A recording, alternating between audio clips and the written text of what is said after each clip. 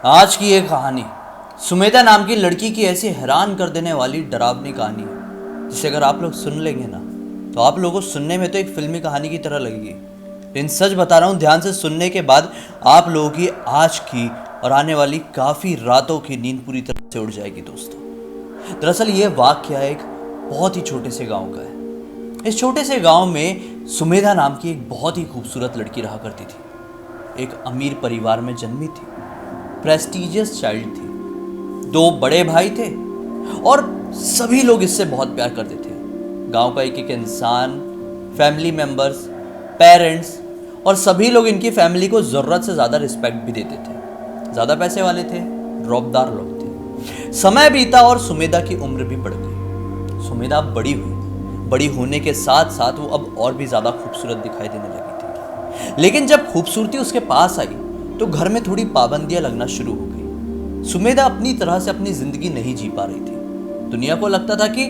जो कुछ भी सुमेधा को चाहिए वो सब कुछ उसके पास है, लेकिन सुमेधा की नजरों में ऐसा नहीं था। अब इसी बंदिशों के कारण सुमेधा को अपने माली के बेटे से प्यार हो गया। अब जब कभी भी माली की तबीयत खराब होती थी, माली जो कि काफी समय से इनके घर पर काम करता था, वो बूढ़ा हो चुका था, जब कभी भी उसकी तबीयत खराब होती थी तो वो अपने बेटे को काम पर भेजता था। धीरे धीरे करके दोनों ने एक दूसरे से मिलना शुरू किया। दोनों ने एक दूसरे को अपने प्यार का इजहार किया और जब ये लोग समझ गए कि हम दोनों के बीच में गहरा प्यार बन चुका है तो ये लोग गांव के दूर दराज के इलाके में जाकर एक दूसरे से मिलने लगे। कई बार गांव के काफी सारे लोगों ने इन्हें चोरी छुपे मिलते हुए भी देखा। अब एक बार की बात है, काफी समय तक तो किसी ने कुछ बोला नहीं, लेकिन एक आदमी जो कि इनके परिवार से जलता था, होता है ना कुछ लोग जलने लगते परिवार से, तो एक आदमी जो कि इनके परिवार से जलता था वो सीधे गया सुमेधा के पिताजी के पास, माताजी के पास, और सारी बात बता दिया कि आपकी बेटी माली के लड़के से यहाँ पे मिलती है। तुरंत माता पिता ने अपने दोनों बेटों को बोले कि जाओ अपनी बहन का पता लगाओ, क्या कर रही है वो हमारी बराबरी का नहीं है, ऐसा नहीं हो सकता। पहले तो उनको विश्वास भी नहीं हुआ, इसीलिए अपने लड़की को भेजे कि जाओ देख के आओ कि इस बोल रहा है वो सही है, अगर सच नहीं हुआ तो इसको हम लोग देख लेंगे, झूठ बोल रहा है तो अब क्या हुआ, दोनों भाई निकल गए और रंगे हाथों बहन को पकड़ लिया। अब जैसे ही बहन को देखे तो वो लोगों ने पहले तो बहुत डांटे, बोले समझाए कि तू ये गलत कर रही है ऐसा वैसा, लेकिन बहन नहीं समझी। अभी भी जाकर उसका चोरी छुपे मिलना चालू ही रहा काफ़ी समय तक। फिर एक और बार कंप्लेंट पहुंची तो ये लोगों ने बोले कि यार इसका तो कुछ निकालना पड़ेगा इलाज अच्छा वाला। इन लोगों ने एक दिन मौका पाकर इस लड़के को चोरी छुपे खेत में पकड़े और जान से मार दिया। मारने के बाद उसे एक कुएं में ढकेल दिया। किसी को पता नहीं चला कि वो कहाँ गया। काफी समय बाद उसकी लाश बरामद हुई और सब लोगों को क्लियर समझ में आ गया कि ये मैटर था क्या। अब ये सब कुछ जहां एक तरफ हो रहा था, दूसरी तरफ सुमेधा के घर में सुमेधा खुद एक कैदी बन गई थी। इसे एक कमरे में बंद कर दिया गया था। केवल खाने के लिए खाना दे दिया जाता था, पानी दे दिया जाता था, उसके अलावा कोई ढंग से बात भी नहीं करता था। एक दिन अचानक से जब इसकी तबीयत खराब हुई तो एक अजीबोगरीब बात सामने आई कि सुमेधा गर्भवती। सभी लोग घबरा गए और माँ तो जरूरत से ज्यादा क्रोधित हो गई। सुमेधा के पास पहुंची और उसको अच्छे से मार भी लग गई। लेकिन सुमेधा अब इस बच्चे को जन्म देना चाहती थी। उसे सब कुछ पता था कि जिससे मैं प्यार करती थी उसकी मौत हो चुकी है। इन्होंने बोले कि हम इसे पैदा नहीं होने देंगे, पैदा हो भी गया ना तो मार डालेंगे। अब घर पे जितने भी नौकर काम करते थे सबको नौकरी से निकाल दिया गया। केवल एक नौकर को रखे, उससे ही सारा काम कराते थे। सुमेधा को उसी कमरे में आने वाले 9 महीनों तक पूरी तरह से बंद कर दिया गया। पूरी तरह से बंद करने के बाद जब एक दिन उस बच्चे का जन्म हुआ तो सुमेधा के दोनों भाई और सुमेधा के पिताजी वहां पर पहुंचे और उस बच्चे को जान से मार दिया। जैसे वो जन्म हुआ उसको मार डाला। सुमेधा इस चीज को बर्दाश्त नहीं कर पाई। वो अपना आपा खो बैठी, सुध-बुध खो बैठी, अपना दिमागी संतुलन खो बैठी और फिर एक दिन सभी लोगों ने मिलकर सुमेधा की भी हत्या कर दी। सुमेधा की हत्या होने के बाद सुमेधा एक प्रेत आत्मा बन गई। वो पूरे गांव में भटकने लगी, लोगों को हॉन्ट करती। जो कोई भी इंसान अकेले में कहीं बाहर निकलता तो वो कभी लौटकर अपने घर नहीं जा पाता। गांव में इस तरह की वारदातें बढ़ती चली गई और एक दिन संदिग्ध तरह से सुमेधा के पिताजी और सुमेधा के दोनों भाइयों की मृत्यु हो गई। गांव में जितने भी लोग थे उसमें से काफी सारी आबादी की लोगों की मृत्यु हो जाती थी। कोई नहीं समझ पा रहा था कि कारण क्या है। फिर एक दिन कोई दूर दराज के इलाके से एक तांत्रिक वहां पर आया हुआ था। तांत्रिक ने बोला कि इस गांव में तो एक अजीबो गरीब खौफनाक सताई हुई प्रेत का साया घूम रहा है, उससे बचना है तो उसे कैद करना पड़ेगा। तुरंत सुमेधा की माँ जाके उस तांत्रिक से मिली और तांत्रिक ने एक उपाय बताया। बताए हुए उपाय के अनुसार अमावस की रात में उसकी माँ ने सुमेधा को अपने उसी आलीशान घर में बंद कर दिया और हमेशा हमेशा के लिए, जो कि अब अकेली हो चुकी थी, उस गांव को, उस आलीशान हवेली को छोड़कर दूसरे इलाके में जाकर रहने लगी, दूसरे गांव में जाकर रहने लगी। और जो लोग रात के टाइम में शाम के बाद निकल नहीं पाते थे घर से बाहर घूमने के लिए या कहीं पर भी गांव में कोई भी काम से, वो लोग भी अब आराम से बाहर निकलने लगे थे। इस तरह की वारदातें पूरी तरह से बंद हो गई।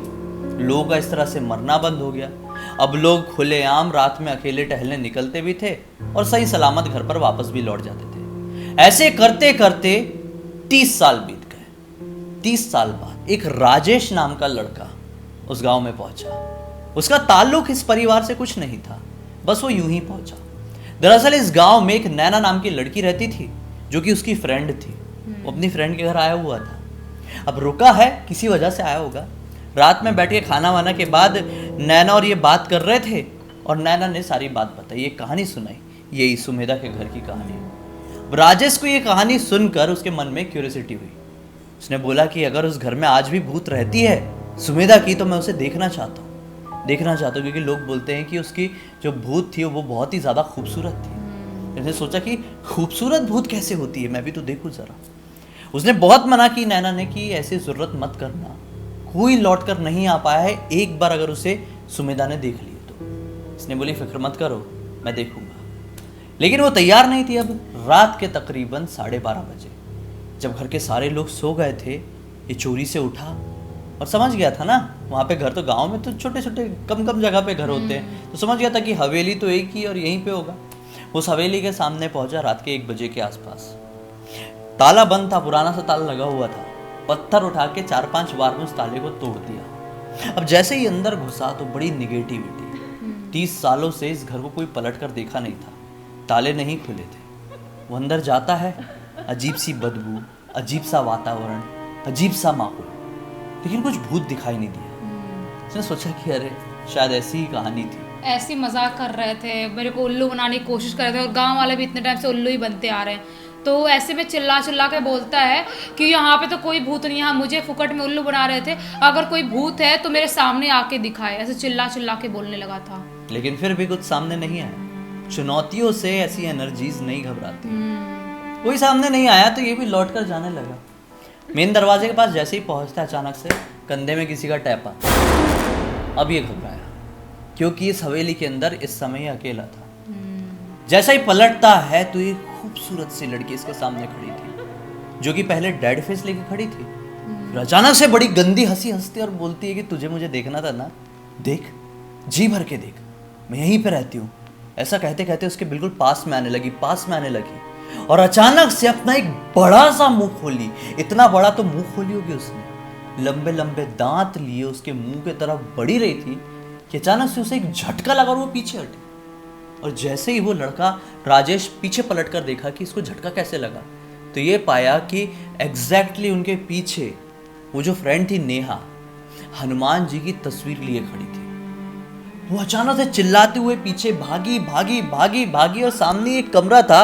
वो कमरे के अंदर जैसी गई, दरवाजा बंद हुआ, अपने आप ऑटोमेटिक बंद हुआ और एक शांति सी छा गई। ये दोनों बहुत ज्यादा घबराए और बिना कुछ ज्यादा सोचे समझे तुरंत वहां से निकल गए। वहां से निकलने के बाद इसने पूछा कि तुम्हें कैसे पता चला कि मैं यहाँ पर हूँ? तो उसने बोली मुझे तुम्हारे ऊपर शक था, तुम्हारी ऐसी हरकतें शुरू से रही है, तुम्हें जो मना करो तुम वही करते हो और तुम्हें मैंने निकलते हुए भी देख लिया था। इसने बोला शुक्र है कि हमारी जान बच गई, अगर तुम वक्त पर नहीं आई होती, ऐसे फिल्मी तरह से एंट्री नहीं मारी होती, तो आज मैं जिंदा नहीं होता। तो इस तरह की कहानी थी सुमेधा की। जब उसके बाद लोगों को पता चला कि ये सारी चीजें हुई है, तो कोइंसिडेंटली कहो या फिर सुमेधा का ही असर कहो, सुमेधा उस घर से आज़ाद हो गई थी क्योंकि ताला खुल गया था ना मेन वाला। अब ये लोग इतने वो तो नहीं कि ताला तोड़ दिए फिर नए ताला लगा के जाए, ये लोग तो बस निकले हैं अपनी जान बचा के। सुमेधा की आत्मा आज़ाद हो गई और गांव में इस तरह की वारदातें जो 30 साल पहले होती थी वो वापस से रिपीट होने लगी। लोग की फिर से जान जाने लगी, संदिग्ध तरह से मौत होने लगी। जो अकेला जाता था कभी लौट कर नहीं आ रहा था। लोग समझ गए कि ये शायद कांड सुमेधा की वजह से ही हो रहा है। ये लोग भी क्लियर समझ गए और इन लोगों ने सोचे कि अब सुमेधा से फाइनली छुटकारा चाहिए, तो इसका एक ही इलाज है, सुमेधा की माँ, जिसने 30 साल पहले सुमेधा को इस तरह से उस हवेली में बंद किया था। उसे ही तरीका पता है, किसी और को तो नहीं, और वो रहती दूसरे गांव में। अगले दिन जब इनको ये आइडिया आता है, अगले दिन उस गांव में पहुंचते हैं जहाँ पे माँ रहती है। उसे सारी बातचीत होती है और वो बोलती है कि मैं उसी तांत्रिक के पास जाऊंगी जिसने मुझे ये आइडिया बताया था। उस तांत्रिक की मदद ली जाती है। एग्जैक्टली 2 दिन बाद सभी लोग वहाँ पर इकट्ठे होते हैं उस हवेली के सामने। तांत्रिक देखते से ही बोल देता है कि बहुत बड़ी परेशानी वापस से क्रिएट हो गई जो कि इतने साल पहले हुई थी। तांत्रिक का बहुत बूढ़ा हो चुका था। तांत्रिक के साथ उसे काम करने वाले लोग भी थे, खैर ये तो अलग बात है, लेकिन उस घर के सामने पहुंचकर ये लोग घर के अंदर एंटर करते हैं। घर के अंदर ना थोड़ा सा एक वो क्या कहते हैं, उसमें आंगन जैसा बना हुआ था, वहाँ पे खड़े थे कि अचानक से वो जो कमरा बंद हुआ था ना, इन लोगों ने जो देखे थे, वो दरवाज़ा खुलता है और वहाँ से लिटरली सुमेधा निकल कर बाहर आती है। ऐसा लग रहा था कि सुमेधा तो मरी ही नहीं है, कभी मरी ही नहीं थी। एग्जैक्टली 30 साल पहले की तरह ही खूबसूरत, जवान और एकदम हट्टी खट्टी दिखाई दे रही है। वो आगे बढ़कर आती है। सुमेधा की माँ को एक चाल तांत्रिक ने बताया था। सुमेधा की माँ के हाथ में एक कपड़ा था जिसके अंदर पत्थर भरे हुए थे। जैसे ही सुमेधा बाहर आई, उसने बोली, ये देख सुमेधा, तेरा बच्चा मेरे हाथ में है, तुझे चाहिए नहीं? ऐसे बोलते बोलते वो उल्टे कदम पीछे जाने लगी, पीछे जाने लगी, पीछे जाने लगी। पीछे जाते जाते वो एक कमरे के अंदर जाकर खड़े हो गई। सुमेधा के मन में भी शायद यही आया, उसका भूत तो केवल इसीलिए भटक रहा था ना, उसका बच्चे के लिए। तो क्या हुआ, सुमेधा भी उसका पीछा करने लगी और उस कमरे में चली गई। सुमेधा की माँ ने वो कपड़ा जिसमें पत्थर बंधे हुए थे सुमेधा के पैर के पास रख दी। हार्ट बीट तो बहुत बड़ी हुई थी क्योंकि सुमेधा सुमेधा नहीं थी, सुमेधा तो एक प्रेतनी थी। तुरंत बाहर निकली। सुमेधा जैसे ही उसे उठाने के लिए झुकी, उसे पता चला कि ये तो पत्थर है। इतनी देर में बहुत देर हो चुकी थी। बाहर जो कि तांत्रिक खड़ा था, एक मानो की एक रेखा बना चुका था जिस रेखा को वो आत्मा पार नहीं कर सकती थी।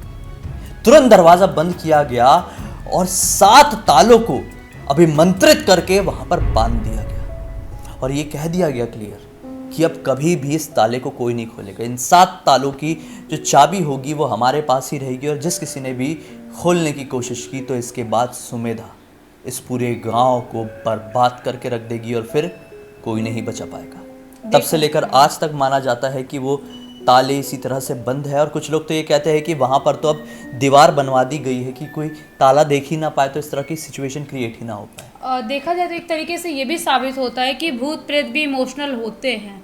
मतलब आखिरी वक्त में अगर उनका कुछ छिन गया है या उनको कुछ उम्मीद थी कि ये मेरा है, तो वो मरने के बाद भी उनके माइंड में वो रहता है, प्रेत योनि में जाने के बाद भी, कि हाँ वो मेरा ही है।